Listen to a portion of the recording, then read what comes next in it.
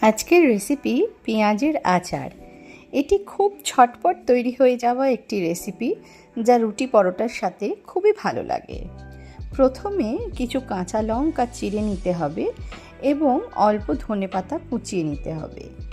এরপর 4-5টি পেঁয়াজ মোটা মোটা করে কেটে নিয়ে তাকে একে অপরের থেকে খুলে নিতে হবে। এবার পেঁয়াজ, কাঁচা লঙ্কা, ধনেপাতা একই পাত্রে একসাথে রাখতে হবে। এরপর শুকনো খোলায় 5 ফোড়ন এবং রাই ভালো করে ভেজে নিয়ে গুঁড়ো করে নিয়ে রাখতে হবে। দেখতে হবে যে এই গুঁড়োটা যেন একেবারে ডাস্ট না হয়ে যায়, একটু যেন দরদরা থাকে।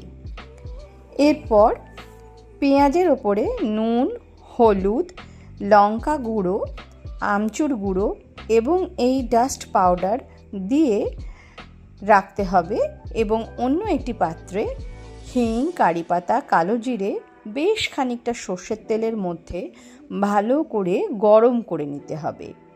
এবার সেই গরম তেলটি ওই পেঁয়াজের ওপরে ভালো করে ঢেলে দিয়ে ভালো করে হাত দিয়ে মিক্স করে নিতে হবে।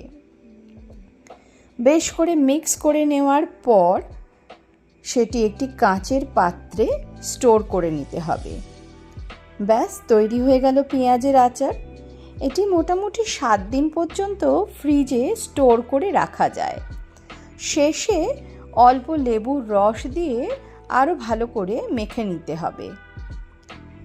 রুটি পরোটার সাথে এনজয় করুন আপনাদের পেঁয়াজের আচার।